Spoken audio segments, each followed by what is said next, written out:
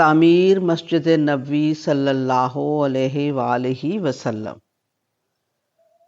زمین خریدی گئی، ہموار کی، پھر عمارتی سامان اکٹھا کیا گیا۔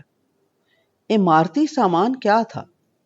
کٹے ہوئے کھجور پیڑوں کے کچھ تنے جن سے ستون بننے تھے، کھجور کی ٹہنیاں اور انہی کی چوڑے ہاتھوں کی چری انگلیوں جیسے پتے، قرب و جوار کے پتھریلے ریگزار اور پہاڑ سلا سے لائے ہوئے پتھر اور ریت مٹی کا ڈھیر۔ پانی مشکیزوں سے بھر بھر کے لایا جاتا، مٹی کا گارا بنایا جاتا۔ آقا صلی اللہ علیہ وآلہ وسلم نے خود اپنے ہاتھوں سے بنیاد کی نشاندہی کی۔ خدا نے اپنا حرم بنواتے سمے کبھی ابراہیم علیہ السلام اور اسماعیل علیہ السلام کو فرشتوں کے ہاتھ بھیجی ہوا سے لکیر بنوائی تھی۔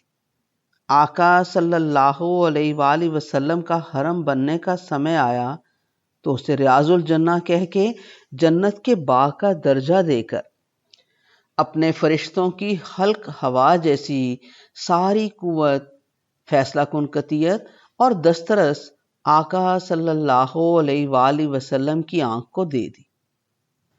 جدھر جدھر اشارہ ہو وہی باغ جنت۔ بعد کے زمانوں میں وہاں توسیع تو بہت ہوئی، قیامت تک ہوتی رہے گی، مگر جو نصیب اس وقت کی بنیاد پہ بنی مسجد نبوی کے نصیب میں آیا، اس جنت کے باغ پہ ساری جنت کا گلستان شرمائے گا، فخر کرے گا کہ صرف یہی وہ باغ ہمیشہ رہنا ہے جنت کا، اس وقت بھی جب زمین کے پہاڑ روئی بن کے اڑیں گے اور آسمان لپیٹ دیا جائے گا۔ وہ کیا خوش نصیب دن ہوگا جب اس مسجد کی بنیاد کا پہلا پتھر خود آقا صلی اللہ علیہ وآلہ وسلم نے اپنے ہاتھ سے رکھا تھا۔ مٹی میں پانی گوندھ کے پہلی بار گارا بھی آقا صلی اللہ علیہ وآلہ وسلم کے مقدس ہاتھوں نے بنایا۔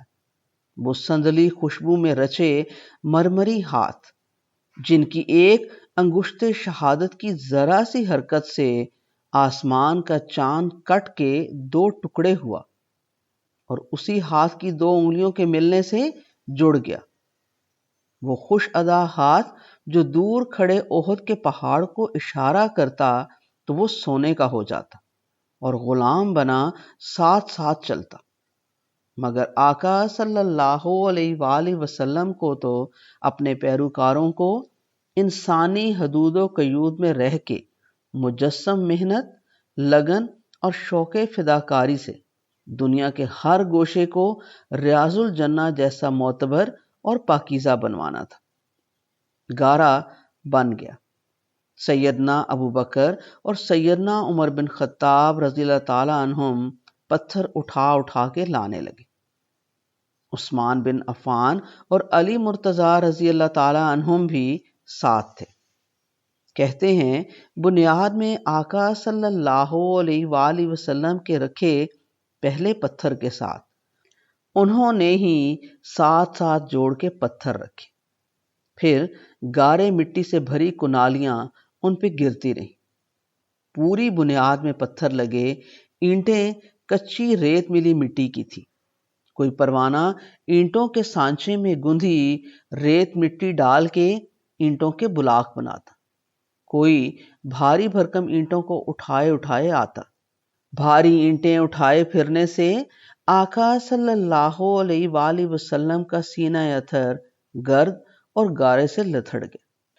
وہی سینہ خوشوضع جو کبھی 3 بار شک کر کے خدا کے برگزیدہ ترین فرشتوں کے امام جبرائیل علیہ السلام نے آسمانی مقدس پانی لا کے دھویا تھا۔ مگر آقا صلی اللہ علیہ وآلہ وسلم کو تو اپنے غلاموں میں خدا کا غلام بن کے رہنا تھا۔ آقا صلی اللہ علیہ وآلہ وسلم اینٹیں اٹھا کے لاتے تو اینٹیں چننے والا غلام بلال بن رباح رضی اللہ تعالی عنہ وہ اینٹیں پکڑ کے دیوار پہ چن دیتا۔ وہ دن دیدنی تھا جب غلام کے لیے مزدوری آقا صلی اللہ علیہ وآلہ وسلم خود کر رہے تھے، وہیں قریش کے شاہ زور شیر خدا امیر حمزہ رضی اللہ تعالی عنہ بھی کام میں جتے تھے، جو مکے میں مور پنکھ سجا کے اپنی قبا پہ مٹی کا دھبا نہ پڑنے دیتے۔ آج مٹی میں لتھڑے بھاگم بھاگ اینٹوں پہ اینٹ رکھتے جاتے تھے۔ وہیں سیدنا سعد بن ابی وقاص، سیدنا عبد الرحمن بن عوف اور سیدنا زبیر بن عوام رضی اللہ تعالیٰ عنہم بھی گارا مٹی ڈھونے، اینٹیں بنانے اور اینٹ پہ اینٹ رکھ رہے تھے، جن کے مال و اسباب سے بھرے تجارتی قافلوں میں کبھی ہزارہ اونٹوں کی قطاریں ہوتی اور انہیں جزیرہ نما عرب کے باہر شام و مصر، روم اور یمن کی چمکتی منڈیوں میں راجکماروں جیسی شان و تمکنت سے بٹھایا جاتا۔ آج وہ زومائے زمانہ اپنے آقا صلی اللہ علیہ وآلہ وسلم کے غلام بنے اسلام کی روح کے بدن مسجد نبوی کی تعمیر کر رہے تھے۔ انہی میں مدینے کے سب سے بڑے قبیلے خزرج کا سردار سعد بن عبادہ رضی اللہ تعالیٰ عنہ بھی اپنی تہمت گھٹنوں تک چڑھائے گارے مٹی کے گرداب میں کھڑا مٹی گوندھ رہا تھا۔ اوس کا سردار سعد بن معاذ رضی اللہ تعالیٰ عنہ اسی گارے کو نالیوں میں بھر بھر کے سر پہ اٹھائے پھیر رہا تھا۔ یہ وہ مدینہ کے معتبر ترین معززین اور اصحاب قوت تھے کہ ان کی ایک جنبش پلک سے ان کے قبیلوں والے تلواریں سونت کے نسل در نسل جنگیں کرنے، مرنے مارنے پہ تل جاتے تھے۔ آج سر جھکائے عجیب سکون و انبساط سے ایک نئی انسانی تہذیب میں بھائی چارے کی محبت میں لبریز ایک دوسرے کے دست و بازو بنے ہوئے تھے۔ مکے کا سب سے خوشنما، خوشبوؤں میں اجلے قیمتی پیرہن میں ملبوس رہنے والا، لمبے خشکتہ بالوں کی لٹ لٹ میں موتیوں سی چمک بھر کے خوش مزاجی سے قدم قدم چلنے والا اور اپنی خوش کلامی اور شیریں سخن سے دلوں کو موم کرنے والا نوجوان آقا صلی اللہ علیہ وآلہ وسلم کا ہم شکل مصعب بن عمیر رضی اللہ تعالیٰ عنہ مٹی مٹی ہوا، مٹی میں باکپن بانٹنے پہ جتا تھا۔ آقا صلی اللہ علیہ وآلہ وسلم کا منہ بولا بیٹا غلام زید رضی اللہ تعالیٰ عنہ ہر طرف بھاگے پھر رہا تھا۔ کبھی اس کے کندھے پہ اینٹیں ہوتی، کبھی سر پہ گارے کی تغاری۔ اسد بن زرارہ رضی اللہ تعالیٰ عنہ بھی وہیں تھا، اور اس کی سرپرستی میں جینے والے وہ دونوں یتیم سہل اور سہیل بھی، جن سے آقا صلی اللہ علیہ وآلہ وسلم نے 1.5 گنا قیمت سے زیادہ میں وہ زمین خریدی تھی۔ سب جمع تھے، کام میں لگے تھے۔ آسمان کی آنکھ نے ایسا نظارہ اس سے پہلے یا اس کے بعد کہیں دیکھا، دکھایا؟ عمار بن یاسر رضی اللہ تعالیٰ عنہ، جن کی والدہ سیدہ سمیہ رضی اللہ تعالیٰ عنہ کو ابو جہل نے پیٹ میں نیزہ مار کے مار دیا تھا، جو پہلی شہید خاتون ہیں، ان کے سر پہ کسی نے زیادہ اینٹیں رکھ دی۔ وہ پچکے سر اور دھڑ میں دھنسی گردن کے ساتھ آقا صلی اللہ علیہ وآلہ وسلم کے پاس سے گزرا اور بدن کے درد کو مسکرا کے ٹال کے بولا، آقا لگتا ہے یہ مجھے مار دیں گے۔ آقا صلی اللہ علیہ وآلہ وسلم نے مسکرا کے کچھ اینٹیں اس کے سر سے اٹھائیں اور فرمایا، نہیں، تجھے انہوں نے نہیں مارنا، تجھے مسلمانوں کا ایک باغی گروہ مارے گا۔ اسے کیا پتا تھا آقا صلی اللہ علیہ وآلہ وسلم اس لمحے بہت دور کے دکھی زمانے کو بھی دیکھ رہے تھے۔ دیکھ سکتے ہیں جو خدا دکھائے۔ دیکھ آسمان بھی رہا تھا۔ سب کامیں مزدور بنے اللہ کا گھر رسول اللہ صلی اللہ علیہ وآلہ وسلم کی مسجد بنا رہے تھے۔ خوش خرام، خوش اندام اور شاد کام سب کام کرتے خوشی اور انبساط سے مسکراتے ہوئے گنگنا رہے تھے۔ हाजल हिमाल ला हिमाल खैबर हाजा अमरू रब्बना वाथर। ये खैबर की खजूर जैसा बोझ नहीं, बल्कि ए रब तू जानता है ये पाकीज़ा नेकी है। आका सल्लल्लाहु अलैहि वसल्लम भी ईंटें उठा के लाते समय यही रज्स पढ़ते। कभी सहाबा रज़ी अल्लाह ताला अन्हो ये गुनगुनाते और आका सल्लल्लाहु अलैहि वसल्लम साथ देते। अल्लाहुम्मा ला ऐशा इल्ला ऐशल आखिरा फग़फ़िर अल अंसार वल मुहाजिर। ए अल्लाह, जिंदगी तो आखिरत की जिंदगी है, बस तू मुहाजिरीन और अंसार पर रहम फरमा।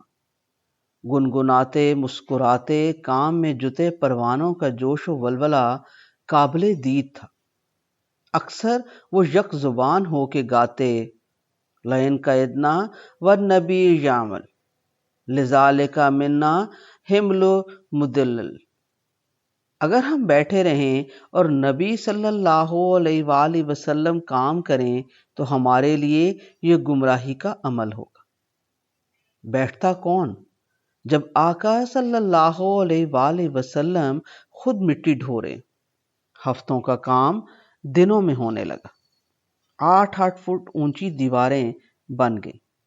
शुमाली दीवार के वस्त में फलस्तीन जानिब इमामत का मुसल्ला बनाया गया।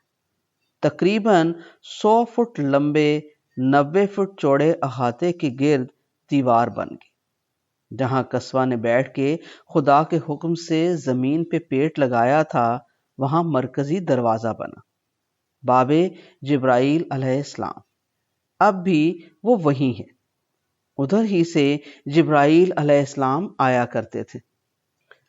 छत बनाने की बारी आ गई। खजूर के कटे तनों के सतून खड़े करके ऊपर खजूर टहनियों का जाल, बीच में उनके खुले चौड़े हाथों उंगलियों वाले मेहरबान पत्ते, उनके ऊपर मिट्टी, छत इतनी ऊंची कि हाथ ऊपर हो तो छू ले। नीचे फर्श नंगा और कच्चा, बारिश होती तो छत टपकती नीचे फर्श पे गारा हो जाता। एक बार एक मुसलमान दामन में कंकरियां डाल के ले आया, फर्श पे डाली। आका सल्लल्लाहु अलैहि वसल्लम खुश हुए। लोगों ने कंकरियां ला ला के फर्श पे मिट्टी छुपा दी। अब नमाज पढ़ते तो कंकरियां चुभती, बारिश होती तो पानी खड़ा रहता। मुसलमान मस्जिद में बारिश के पानी और कीचड़ से बचने के लिए अपनी अपनी तहमत घुटनों से ऊंची रखते ताकि कपड़े खराब ना हों। नमाज शुरू होती तो सब वजद और कैफ के आलम में आका सल्लल्लाहु अलैहि वसल्लम मुसल्ला पे खड़े हों, पीछे परवाने हों। फिर जिस्म जान रूहो बदन का कौन सा बंद रह जाता है जो टूटे ना। आंखों से नीर, दिल में मोहब्बत के तीर, इससे बढ़ के क्या हो सकती थी ईमान की तासीर। दुनिया से मावरा इनकी रूहों का पाकीज़ा चलन, आसमान से उतरे कलाम को कल्बे आका सल्लल्लाहु अलैहि वसल्लम से लिसाने आका सल्लल्लाहु अलैहि वसल्लम तक आए, सुन के कैसे झूमता होगा, ये सोचने की बात। क्या खुश नसीब लोग थे वो। मस्जिद बन गई। तकमील में 7 महीने लगे। साथ साथ और भी कई काम हुए। मस्जिद का काम एक दिन हर मुसलमान करता, दूसरे दिन घर की हांडी रोटी के लिए मजदूरी। आका सल्लल्लाहु अलैहि वसल्लम ने मक्का से मुहाजिरीन तो बुला ली, मगर ना कोई मुहाजिर किसी पर बोझ बनने दिया, ना अंसारी मेजबानों पे दबाव आने दिया। आका सल्लल्लाहु अलैहि वसल्लम मंसूबा साज ही अजीम थे। आते ही मुहाजिरीन और अंसार में एक अजीब भाईचारा कायम कर दिया। 2-2 मुसलमानों की जोड़ियां बना दी। 2 मुख्तलिफ कबीलों शहरों के आए लोगों को जज्बा ईमान और उखुवत में बांध के भाई भाई बना दिया। उसे नाम दिया मुआखात।